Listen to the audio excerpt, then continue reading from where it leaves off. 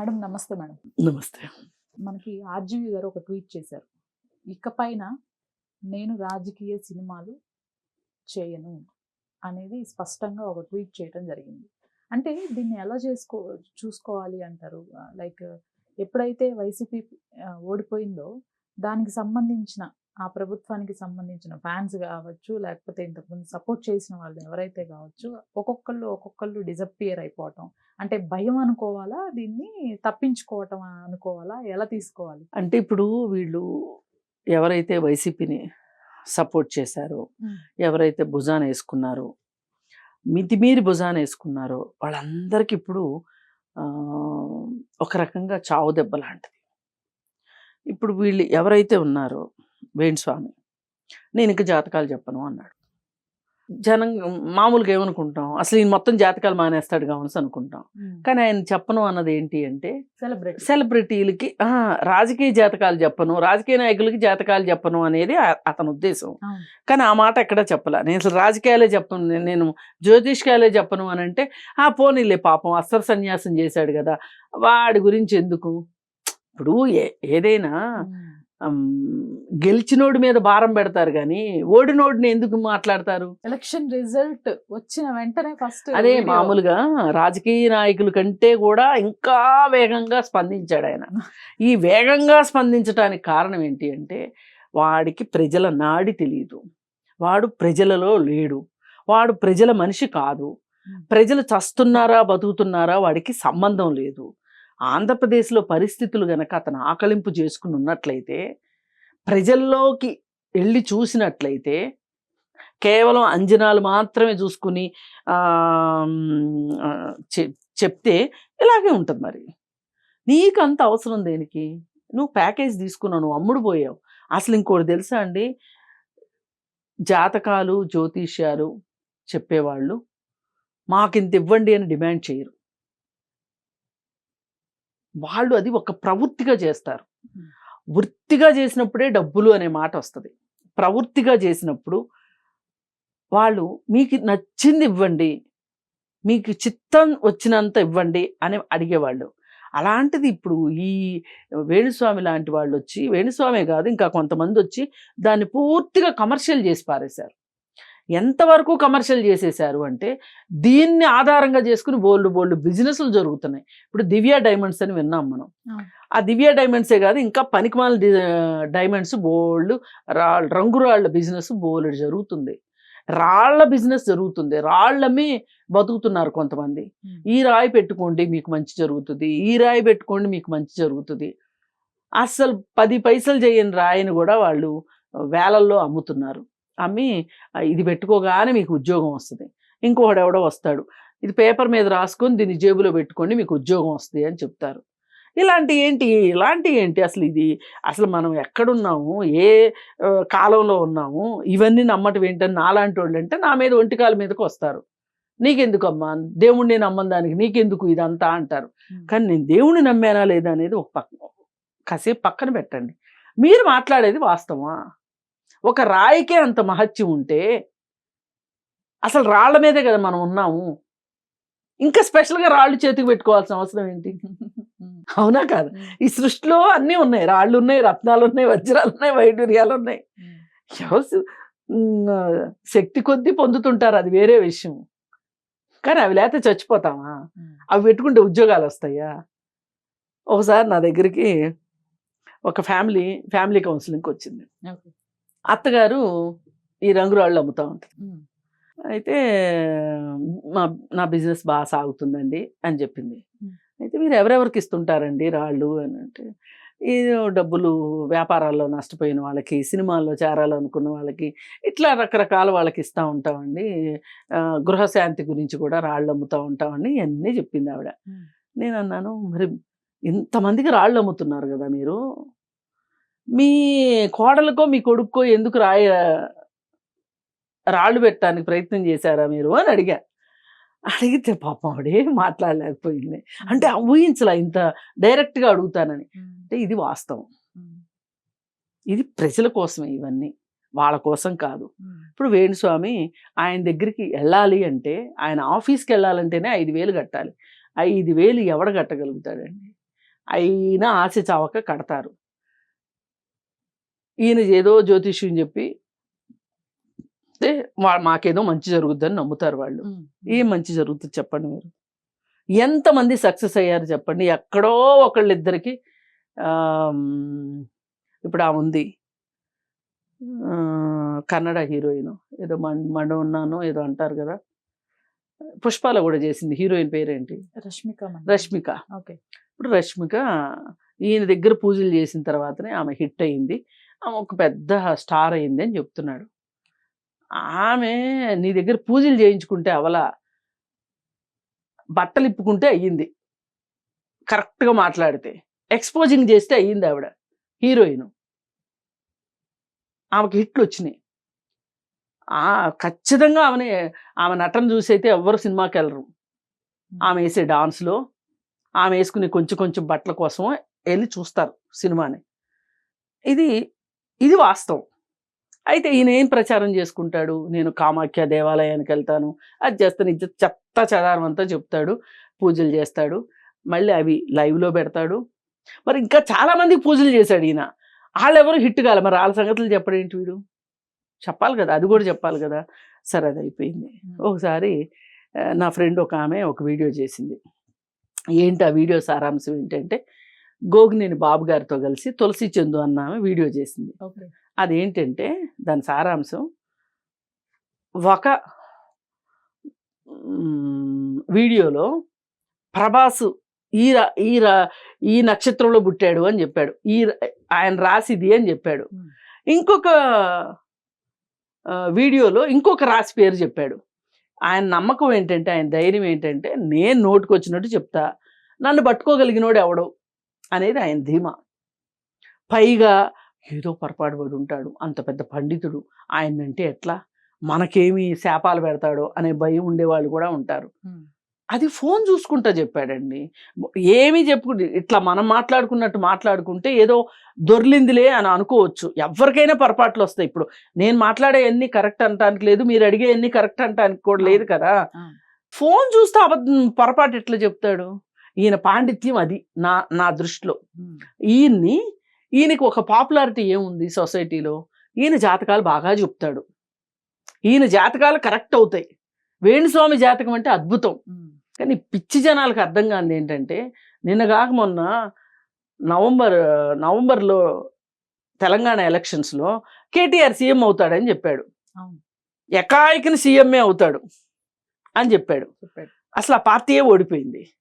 అలాంటిది ఆంధ్రాలో కరెక్ట్ అవుద్దని చెప్పి ఎట్లా చెప్తాడు వేణుస్వామి?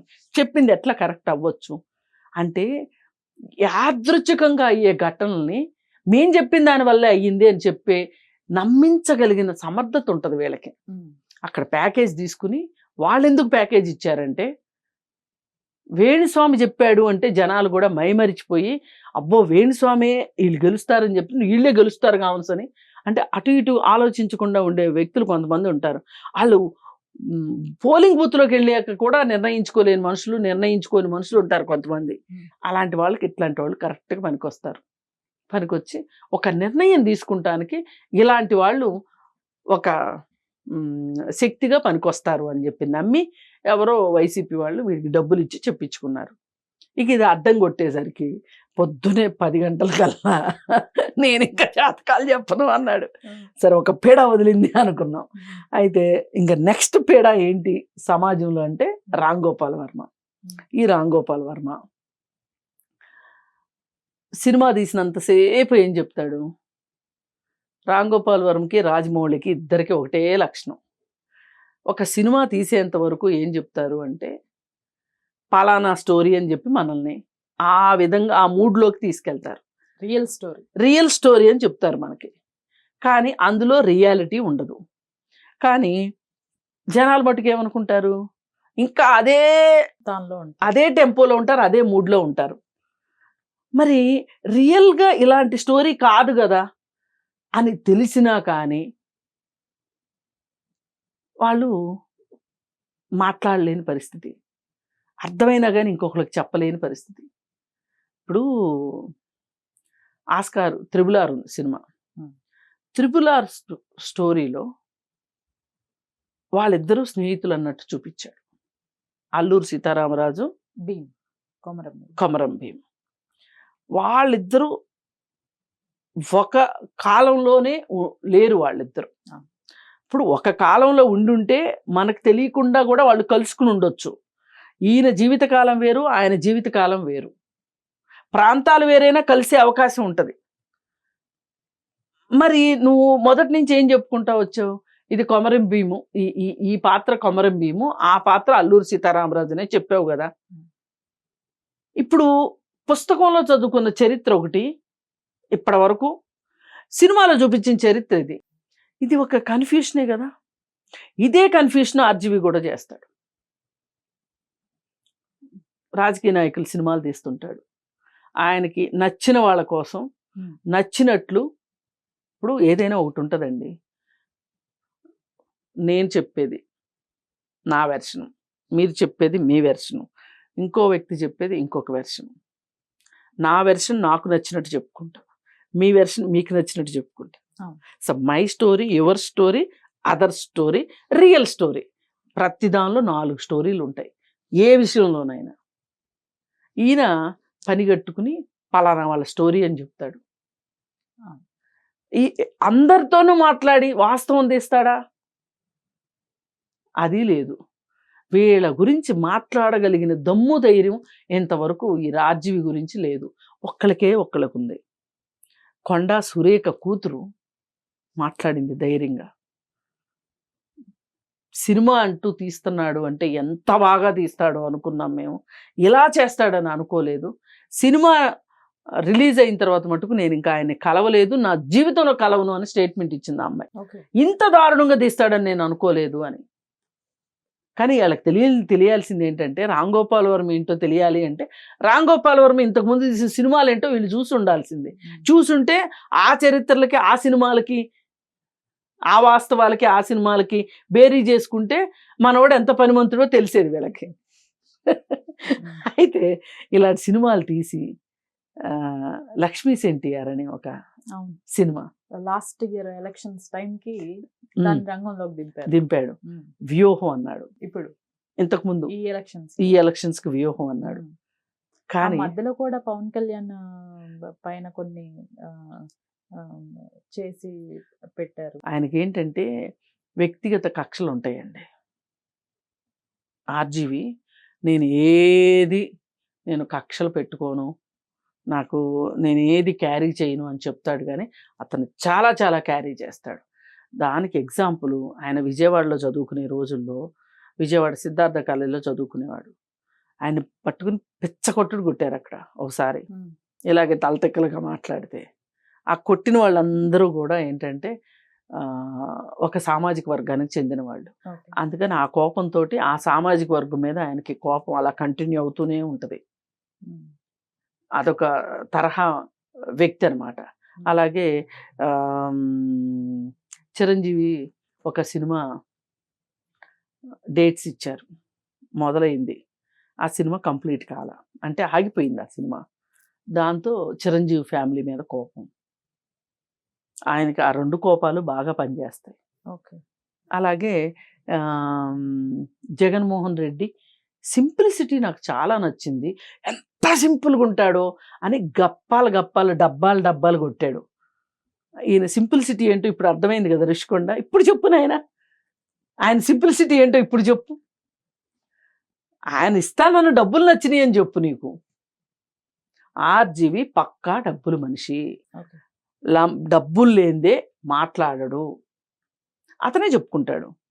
నేనేమి తప్పు పట్టట్లా, దాని గురించి నాకేమి డబ్బుల కోసం పనిచేయటంలో తప్పు లేదు. కానీ నువ్వు చరిత్రకు వక్ర భాష్యాలు చెప్పుకు, నువ్వు జరిగిన స్టోరీని.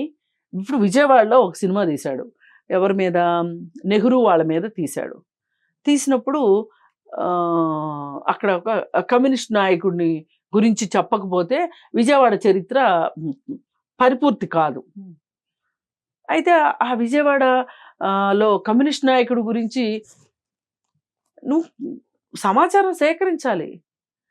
చలసాని వెంకటరత్నం గారని ఒక గొప్ప నాయకుడు, కమ్యూనిస్ట్ పార్టీ నాయకుడు, ఆయన గురించి నీకు నచ్చినట్లు ఇప్పుడు లక్ష్మీ ఎన్టీఆర్లో చంద్రబాబు నాయుడిని ఎలా అయితే చూపించాడో అలా చూపించాలని చూశాడు. వ్యూహంలో ఇంకా దారుణం కదా మేడం. ఇంకా దారుణంగా చూపించాడు. మళ్ళీ అతను ఉన్నాడు పరిటాల రవి గురించి సినిమా అంతే. ఇవన్నీ కూడా నీ దగ్గర సబ్జెక్ట్ ఉంటే సబ్జెక్ట్ ఉన్నట్టు చెయ్యి, లేకపోతే లేనట్టు చెయ్యి. నువ్వు వాస్తవాలకి పూర్తి విరుద్ధంగా బతుకుతున్నావు. నీ బతికే అది. అందుకే నువ్వు జనాల్లోకి వెళ్ళలేదు. జనాల బాధలేంటో నీకు అర్థం కాలేదు. వాళ్ళ పల్స్ ఏంటో నీకు తెలియదు. ఏమీ తెలియదు నీకు. నీకు తెలిసిన ఐరన్ ర్యాండ్ సిద్ధాంతం పట్టుకుని నువ్వు వేలాడుతుంటావు. వేలాడు. కానీ నువ్వు ఎన్నికల జ్యోతిష్యాలు చెప్పటం దేనికి? నువ్వు ఈ సినిమాలు తీయటం ద్వారా జగన్మోహన్ రెడ్డి దగ్గర ప్యాకేజ్ తీసుకొని సినిమాలు తీయటం ద్వారా ఇప్పుడు నెట్ట నిలువున ముంచాడు ఆంధ్రప్రదేశ్ని జగన్మోహన్ రెడ్డి. ఇప్పుడు నువ్వేం చెప్తావు దీనికి సమాధానం? పోలవరం 70% పనులు అయిపోయిన పోలవరాన్ని కంప్లీట్ చేసి 100% పూర్తి చేసి ఉంటే ఇవాళ నువ్వెందుకు ఓడిపోయేవాడివి? అమరావతి రైతుల్ని నువ్వు ఎగతాళి చేశావు. ఇప్పుడు అమరావతిలో 5,000 కోట్లు వృధా అవబోతున్నాయి. ఎందుకంటే అంత ఖర్చు పెట్టి రోడ్లు, ఇన్ఫ్రాస్ట్రక్చరు, డ్రైనేజీ, ఎలక్ట్రిసిటీ, రోడ్లు అన్నీ వేస్తే అవన్నీ ఇప్పుడు వాడకపోయేసరికి పాడైపోయినాయి. బోలెడు ఇనుము, ఎంత ఇనుమో ఎక్కడిదక్కడ ఆపేశాడు దుర్మార్గుడు. నీకు అది బాధ అనిపించట్లా? ఇది ఒక రకంగా ఒక సంపదను నాశనం చేసినట్టు కదా. సంపదను నలుగురికి పంచాలి కానీ నాశనం చేయకూడదు. ఇప్పుడు మనం వంట చేస్తామండి, నువ్వు తింటే నువ్వు తిను, నువ్వు తినటానికి కుదరకపోతే నలుగురికి పెట్టు, అంతేగాని డస్ట్బిన్లో వేస్తే ఏమొస్తుంది? అంతే చేశాడు కదా జగన్మోహన్ రెడ్డి. అలాంటి జగన్మోహన్ రెడ్డి నువ్వెలా కనిపెట్టలేకపోయావు? పైగా అతని సింపుల్సిటీ గురించి నువ్వు కితాబులు ఇవ్వడం. నువ్వు సింపుల్గా ఉంటావు నన్ను అడిగితే, కానీ జగన్మోహన్ రెడ్డి సింపుల్గా లేడు. నీ కళ్ళతోటి నువ్వు ప్రపంచాన్ని చూస్తే, నీ లెన్స్ తోటి నువ్వు చూస్తే నీకు ప్రపంచం ఇలాగే కనపడుతుంది. పేద ప్రజలు, రాష్ట్రం ఏమైపోతుంది, అక్కడ ఉపాధి లేదు. ఒక విధ్వంసకరుడు అతను నీకు విప్లవకారుడిగా కనిపించాడు. అతను కాంగ్రెస్ పార్టీని వ్యతిరేకించిన విధానం చూస్తే నాకు చాలా గొప్పగా అనిపించింది అని కితాబులు. కాంగ్రెస్ పార్టీని ఎందుకు వ్యతిరేకించాడు? ముఖ్యమంత్రిని చేయమని వ్యతిరేకించాడు. అంతేగాని ఆయన ఏమి ప్రజలకు సేవ చేస్తానని వాళ్ళేం వద్దల్లా ప్రజలకు సేవ చేస్తానంటే. పైగా ఈయన చిట్టా అంతా వాళ్ళ దగ్గర ఉంది, అదంతా చూపించి నీ బతికిది బాబు అని చెప్పారు. అప్పుడు నీకేమనిపించింది? ఒక వ్యక్తి 2004 సంవత్సరానికి, 2008 సంవత్సరానికి, 2010 సంవత్సరానికి అన్ని వేల కోట్లు సంపాదిస్తాడని నువ్వేలా అనుకున్నావు? సినిమాలు తీసినంత ఈజీయా? సినిమాల్లో చూపిస్తారు ఇట్లా డబ్బులు సంపాదించడం. రియల్ లైఫ్లో ఎంతమంది చేయగలరు? ఇప్పుడు అదేదో అందరికీ చెప్తే అందరూ చేసుకుంటారుగా. పైగా ఈయనకి కేసీఆర్ నచ్చుతాడు అంతే కదా. కేసీఆర్ కూడా ఇట్లాగా ఆషాఢ బుద్ధి కబుర్లు చెప్తాడు కదా. నాకు క్యాప్సికం పంట వేస్తే ₹1,00,00,000 వచ్చిందని చెప్తాడు. ఇట్లాంటి వాళ్ళు నచ్చుతారు. అందుకని ఏ రకంగా చూసినా ఇప్పుడు ఈయన సినిమాలు తీయటం మానేస్తాను అని చెప్పాడు అంటే ఆయన ఏదో సినిమాలు తీయటం మానేస్తాడని చెప్పి నేనైతే నమ్మను. ఇచ్చిన మాటను నిలబెట్టుకునే విషయంలో కానీ, మాట తప్పటంలో కానీ అతను ఏదైనా తాత్కాలికమే. రేపు ఇంకొక శక్తి ఏదో ఇంతకంటే పెద్ద విషయం ఏదో వస్తే నేను మాట మార్చుకున్నానని కూడా చెప్పాలి అని కూడా అనుకోడు అతను. ఎందుకంటే ఇప్పుడు అతన్ని ఎవరు అతని గురించి ఆలోచించకూడదు, కోపం పెట్టుకోకూడదు. అది అతని నైజం. ఇప్పుడు వీళ్ళిద్దరూ ఒకే రకం మనుషులు. ఆయన ఒక రకంగా జాతకాలు చెప్తాడు, ఈయన ఇంకొక రకంగా జాతకాలు చెప్తాడు. అందుకని వీళ్ళిద్దరి పని అయిపోయింది. అందుకని కొన్నాళ్ళు మౌనం పాటిస్తున్నారు. వ్యూహాత్మక మౌనం అన్నమాట. ఈ మౌనం పాటించి అందరి దృష్టి మర్రలు చేసేసి మళ్ళీ ఒక 2 సంవత్సరాలు పోయిన తర్వాత మళ్ళీ ఆర్జీవి నిద్రలేస్తాడు. ఇప్పుడు ట్రోలింగ్ గురించి కూడా ఎన్ని వక్ర భాషలు చెప్పాడో. ఇప్పుడు అక్కడ చనిపోయింది రేణుకాస్వామి, నష్టపోయింది అతని కుటుంబం.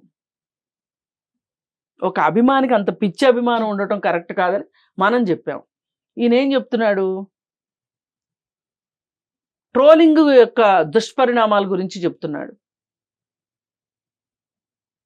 రేణుకాస్వామి చనిపోయినందుకు ఈయనకు బాధ లేదు అంటే అతను వితౌట్ ఎమోషన్స్ అండి. అసలు అతనికి ఒక ఎమోషన్ అనేది ఉండదు. మానవత్వం, మానవ విలువలు అనేవి అతనికి ఉండవు. ఇప్పుడు ట్రోలింగ్ చేస్తే నువ్వు ఎందుకు పట్టించుకోవాలి?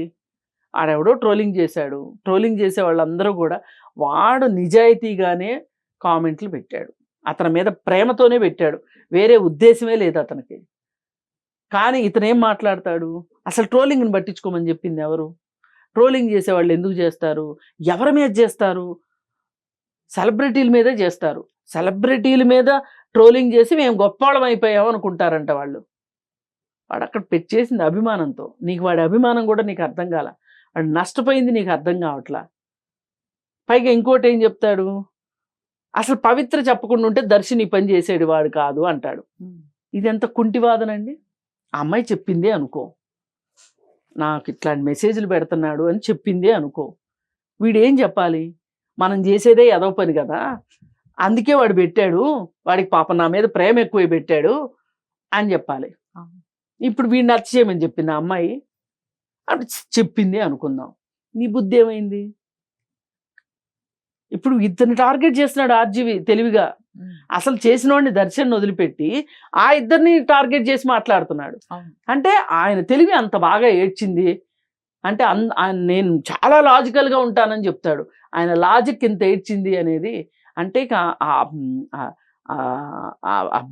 ఆయన బ్రెయిన్కి ఎక్స్పైరీ డేట్ వచ్చేసిందని నాకు అర్థమైంది.